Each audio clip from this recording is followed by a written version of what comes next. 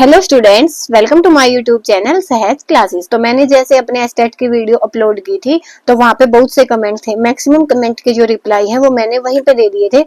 कुछ बचे हुए कमेंट्स हैं उनको मैंने सोचा एक्सप्लेनेशन के साथ यहाँ पे आपको एक्सप्लेन कर दूंगी, जिससे आपके जो एस्टेट को लेके डाउट्स है वो सारे क्लियर हो जाएंगे। तो सबसे पहले जो कमेंट आया हुआ है वो आया हुआ है कॉन्ग्रेचुलेशंस का। तो आप सभी का धन्यवाद, जिसने भी एस्टेट क्वालिफाई होने के लिए मुझे कॉन्ग्रेचुलेशन बोला उनको सबको धन्यवाद। क्योंकि एक का कमेंट तो ये भी था क्या बड़ा यूपीएससी क्लियर कर लिया। तो देखो यूपीएससी एक अलग लेवल का एग्जाम है, एस्टेट एक अलग लेवल का एग्जाम है, और जब अपने बेस पे कुछ होता है तो वो खुशी मिलती है, चाहे छोटा एग्जाम हो या बड़ा एग्जाम हो। तो देखो आपको नहीं अच्छा लगता तो हम क्या बताएं अब, लेकिन एस्टेट भी अगर हुआ है अपने लेवल पे हुआ है तो सच में बहुत खुशी मिलती है, चाहे छोटा ही एग्जाम क्यों ना हो। ठीक है। उसके बाद था कमेंट कि टीजीटी साइंस और पीजीटी बायोलॉजी का सिलेबस बताना प्लीज। तो टीजीटी साइंस का जो सिलेबस है वो मैंने अच्छे से अपने चैनल पे अलग से वीडियो में एक्सप्लेनेशन के साथ बताया हुआ है। तो उस वीडियो का लिंक आपको डिस्क्रिप्शन बॉक्स में मिल जाएगा, तो वहां से आप उस वीडियो को देख लेना कि टीजीटी साइंस का सिलेबस है वो क्या रहेगा। और रही बात पीजीटी बायोलॉजी के सिलेबस की, तो अगर आप साइट पे से जाके देख सकते हो तो वहां से देख लेना, अदरवाइज आप इस वीडियो के नीचे कमेंट छोड़ देना, तो वहां से मैं कॉपी पेस्ट करके आपको उसका सिलेबस है वो प्रोवाइड कर दूंगी। तो टीजीटी साइंस का तो हो चुका है, पीजीटी बायोलॉजी का आप कमेंट सेक्शन में छोड़ देना। उसके बाद है कमेंट एस्टेट पीजीटी फिजिक्स का सिलेबस कहां पर मिलेगा, क्या टेलीग्राम पर अपलोड कर सकते हो क्या।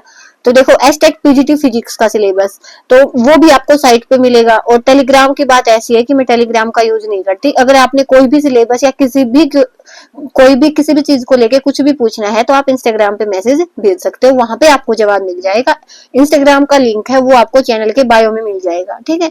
और पीजीटी फिजिक्स का सिलेबस है जो वो मैंने इस पे यूट्यूब पे किसी वीडियो के कमेंट के नीचे भी पेस्ट किया हुआ है, तो आप वहां से भी देख सकते हो। बाकी टेलीग्राम का यूज है वो मैं नहीं करती।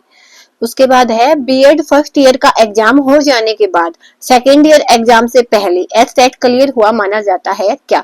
तो देखो एस्टेट का क्या नियम होता है कि आपको सेकेंड ईयर में क्वालिफाई करना होता है। इट मीन्स क्या कि अगर आपने फर्स्ट ईयर के एग्जाम दे चुके हो और आपका रिजल्ट भी पेंडिंग है तो उसके बाद भी जो आपका एस्टेट है वो क्वालिफाई माना जाएगा। बस यही है कि आपके जो फर्स्ट ईयर के एग्जाम हो चुके हो, आपका जो एनरोलमेंट है वो सेकेंड ईयर में हो चुका हो, तो आपका स्टेट है वो एप्लीकेबल होगा, पहले ईयर में नहीं होता। सीटेट का ऐसा है कि जैसे ही आपने बीएड में एडमिशन लिया उसके बाद आप कभी भी दे सकते हो, वो आपका वैलिड होगा। एस्टेट आपका सेकेंड ईयर में वैलिड होता। मेरा खुद का भी जब एस्टेट हुआ था तो वो दिसंबर वाला हुआ, तो उस टाइम पे मेरे बीएड सेकेंड ईयर है, जो मेरा रिजल्ट है वो अभी भी पेंडिंग है बीएड का। उसके बाद कमेंट है टीजीटी साइंस सब्जेक्ट स्पेसिफिक के लिए एनसीईआरटी एनएफ है और कौन सी क्लास तक पढ़नी चाहिए। तो देखो टीजीटी सिलेबस का, टीजी साइंस है उसका सिलेबस मैंने अपने चैनल पे अच्छे से एक्सप्लेन किया कि क्या क्या चाहिएगा।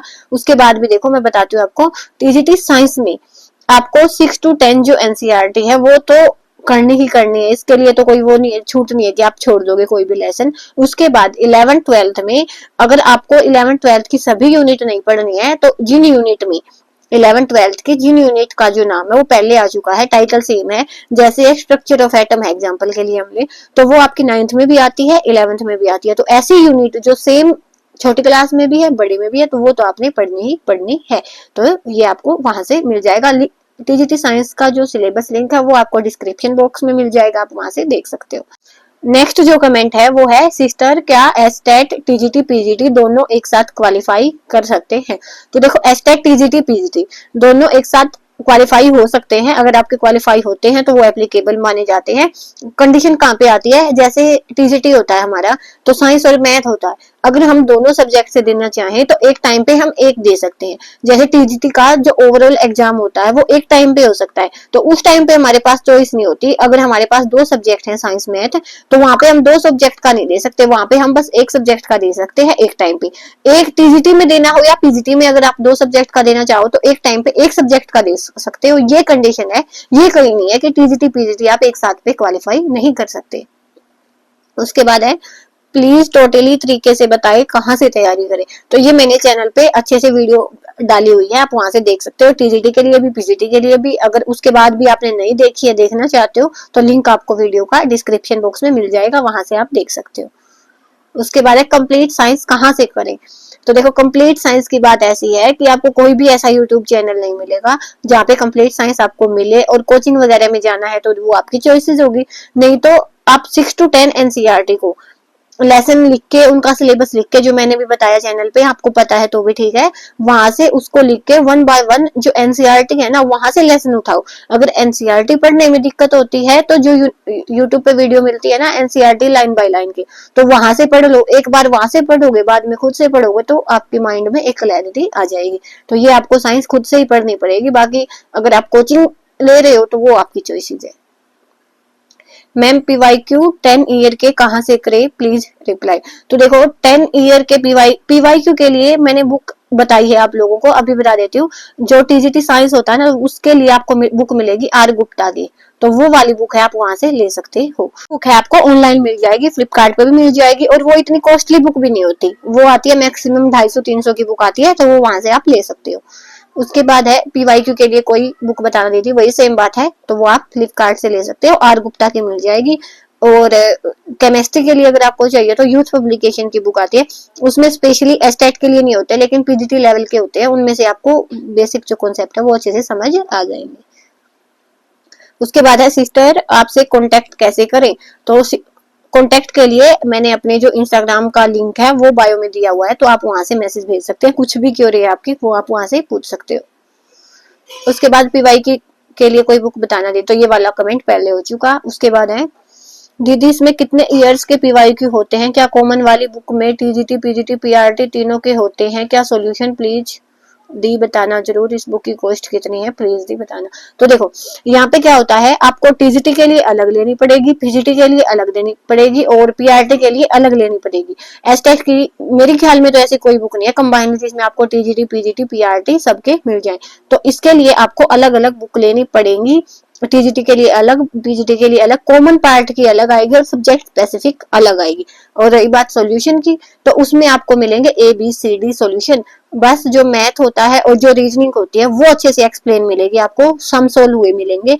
बाकी जो भी क्वेश्चंस हैं उनका आपको ABCD में ही जवाब मिलेगा, तो उनकी जो एक्सप्लेनेशन है आपको खुद से ही गूगल से या कहीं से भी ढूंढनी पड़ेगी। ये वाला काम है आपको अपने लिए खुद से करना पड़ेगा, तो ये वाली चीज आपने देखनी है, सॉल्यूशन निकालना गूगल से और वहां से लिख लेना।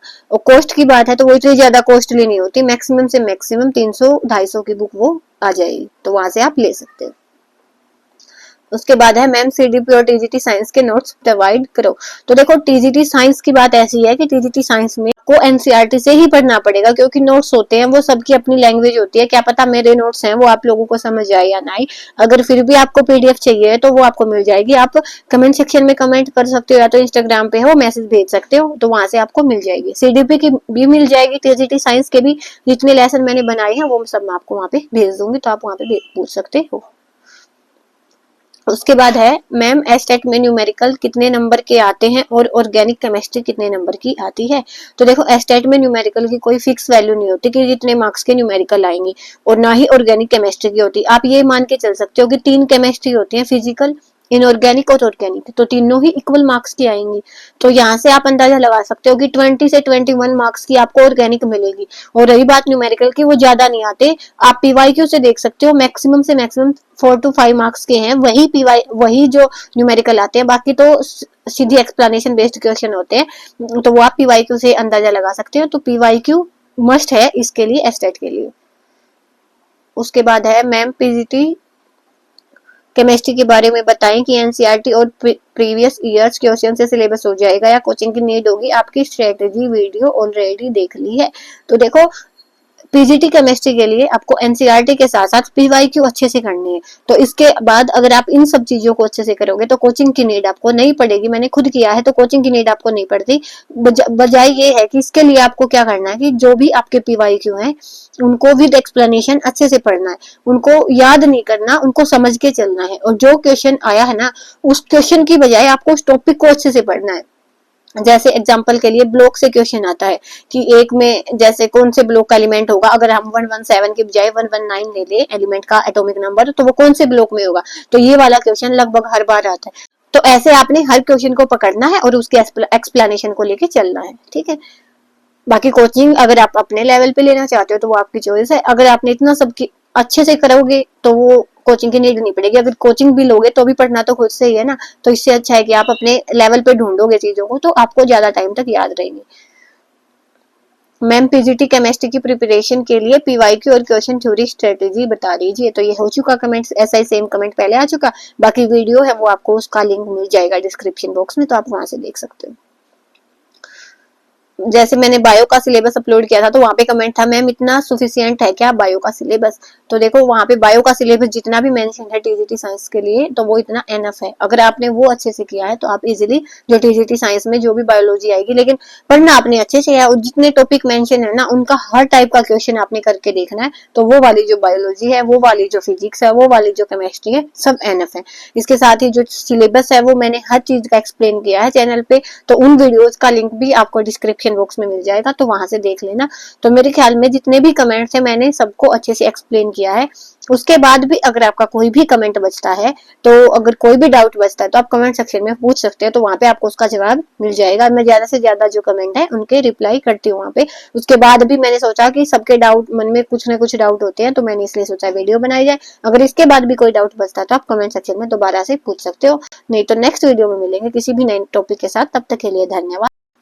Thanks for watching my video.